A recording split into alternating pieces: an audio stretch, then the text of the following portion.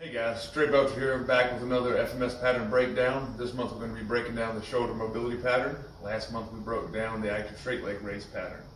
The active straight leg raise and the shoulder mobility are the two most fundamental FMS movement patterns. The active straight leg raise is your lower body reciprocal motion pattern, and the shoulder mobility is your upper body reciprocal motion pattern. These work in conjunction in our daily activities. When we're walking, arms and legs move together to keep the body in balance. When we are in athletic pursuits, sprinting, cutting, arms and legs are moving together to make sure we can perform at our best. Now, for this test, we've got to measure the hand, length of the hand on the dominant hand, so that we can determine what our scoring will be. So, a couple ways to do the scoring, or to do the measurement for the scoring, is palm facing up, find the crease at the base of the hand, take the measurement to the tip of the longest finger on the dominant hand, or you can go palm facing down, find the crease, and then use that to measure. So once we take our measurement, we're going to set up for the actual test. So Megan is going to face away, going to go palms up, tuck the thumb in the palms, and make a fist. Does not have to be a tight fist, you just want to make a fist around the thumb. So once we do that, we'll take the dominant hand up, the non-dominant side will go down for the first test. We'll go up to 3 tests on the dominant side up first. So go ahead when you're ready, man. Okay. Now, hands stick together as close as possible on the back. Once they stick, that's where we're going to measure. We don't want the hands to shimmy in any way. Take the dowel, find the 2 closest points on the hands, measure, and that's where we determine our scoring. So Megan was within 1 hand length on this side, no compensations, no faults through the test. That's a good test, so we don't have to measure that side again.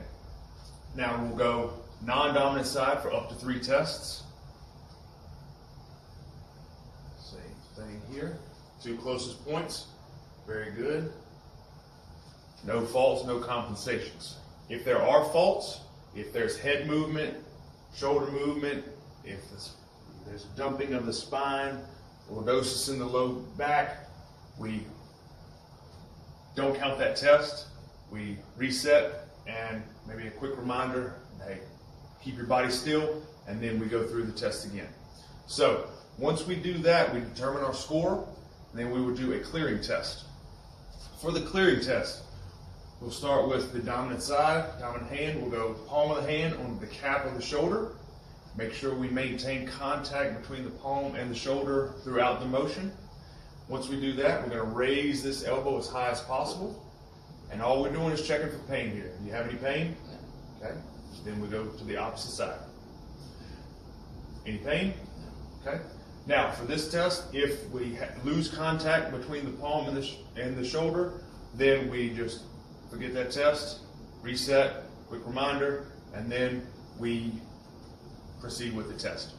So that is a quick breakdown of the shoulder mobility pattern. Thanks for joining us. Thanks to Megan for being a great assistant. And remember to move well and move often.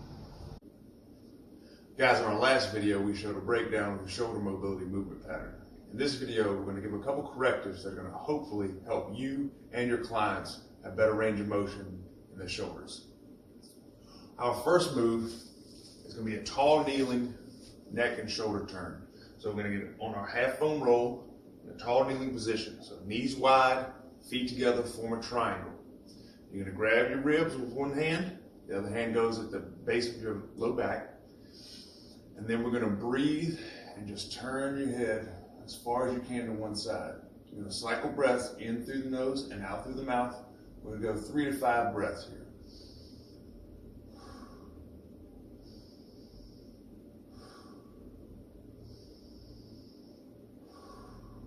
And we're going to go to the other side. With this, we're just exploring our range of motion to see if we can turn our head more on one side versus the other, if we have any limitations, if we have any discomfort, one side versus the other.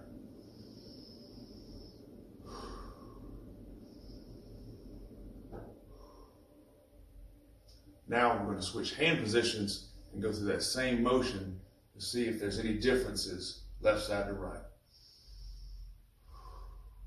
I'm going to cycle the same 3 to 5 breaths.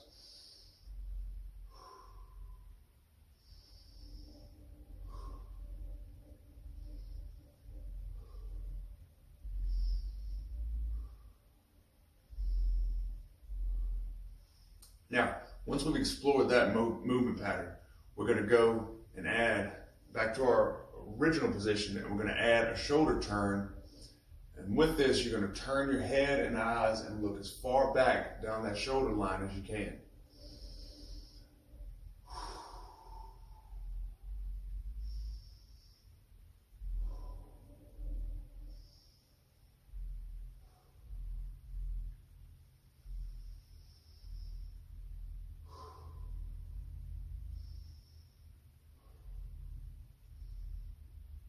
Now switch hand positions, same motion.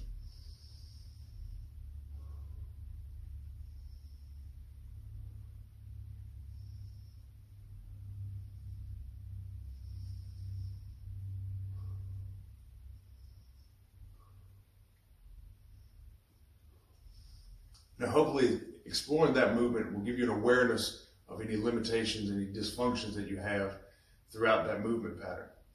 So once we finish that, I'm going to go to a quadruped T-spine rotation. So I'm going to get in quadruped position, hands and knees. You can take one hand and put it on your back, like you're patting yourself on the back. Now from here, you're going to open up and look right down that elbow line. And then you're going to look down and then take that elbow toward your bottom hand. I'm just going to rotate through this pattern.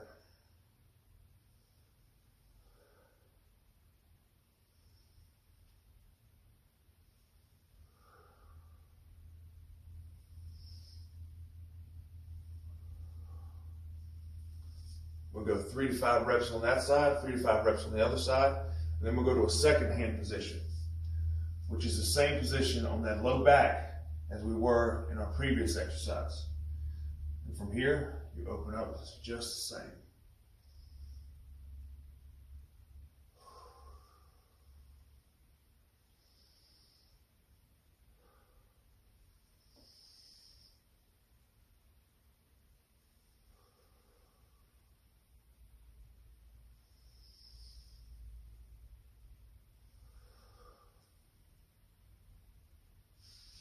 Do that on the other side. I hope that those couple drills there will help improve your shoulder and thoracic spine mobility. Hey guys, just to continue on what Trey's been talking about, when we get to these principles in strength training, we still want to sort of use them to our advantage. Like, our strength training shouldn't make us dysfunctional or create dysfunction as we do movements that we try to correct in the movement prep or warm up or however you see it. So I'm going to give you a couple of strategies that you can utilize along with what Trey did when you get to more of your strength-focused type movements. Now, the first show I'm going to go over is our max lunge. Now, that may seem like a very odd exercise to incorporate into a shoulder mobility discussion, but to just, again, reiterate some things that Trey was talking about. So during a lunge, obviously we have some, those cross-pattern concepts coming into play. Stepping, having to create extension and create flexion at the same time. We have, especially in the max lunge, when the weight's moving upon us, the need to resist rotation. So again, the max lunge is an anti-rotational exercise. While we get some thoracic mobility, the real goal is to create stability from the lumbar spine down. So again, when you think about those spiral lines or those chains that Trey has been talking about, they all come into play into exercise like this. This is why a max lunge is such a wonderful exercise, not because it's just different, but because it actually follows suits to how our body prefers to move.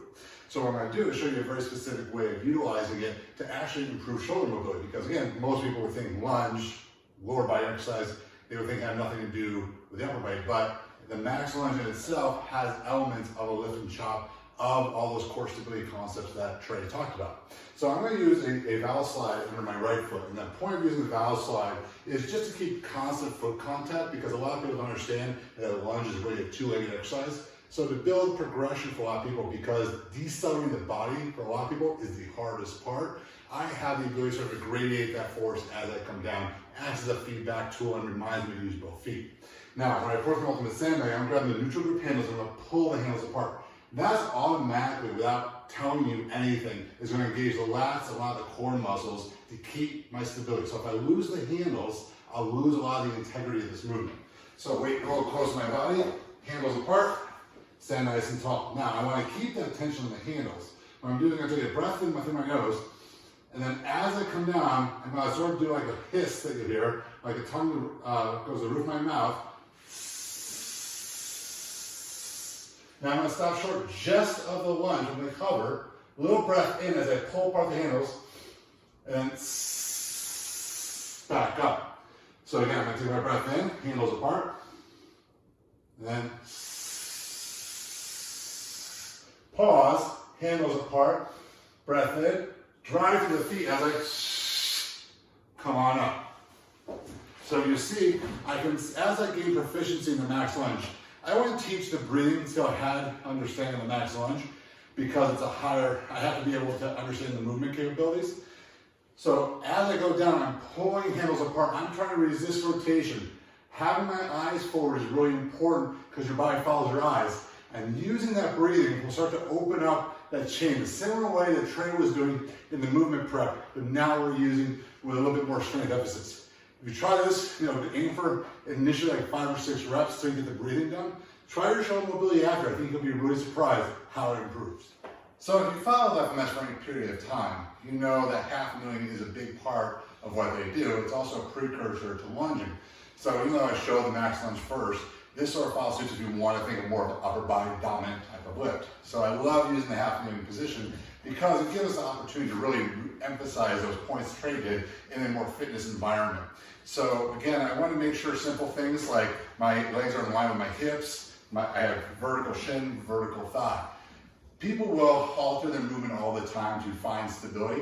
Again, they're not doing it consciously. It's a subconscious act where their body just is always going to find path of least resistance. So again, for some people, this will be a very unstable position.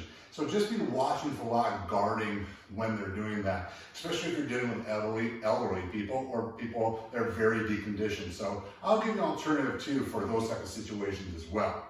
But $500,000 is such a wonderful thing. It's also one of those where, as a coach, you can see the mistakes the body makes rather easily. What are some of those mistakes? The ribs getting big, people leaning and trying to shift their hips forward.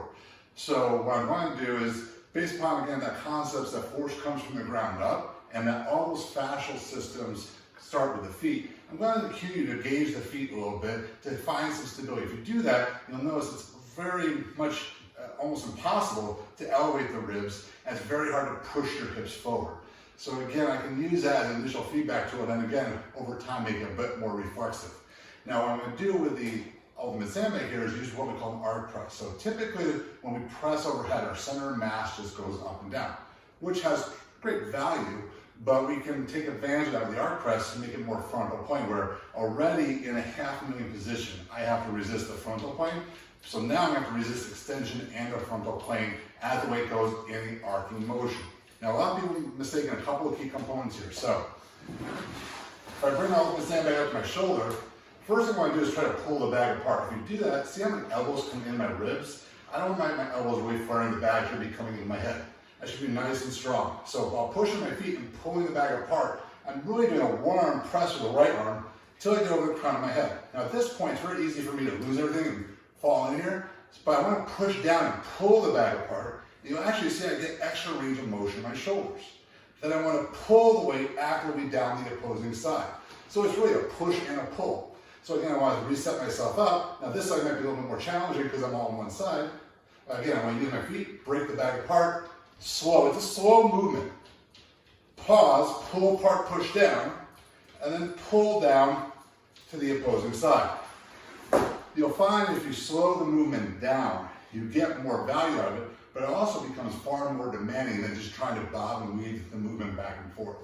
So I hope you really see the great synergy that the FMS has with our DVRT concepts. So again, one of the reasons we're doing this is because we want to show you how we can easily bridge corrective to performance And that great philosophies of movement always just make sense. They shouldn't change whether you're thinking about warm-up, corrective, strength, or power. Good movement is always good movement.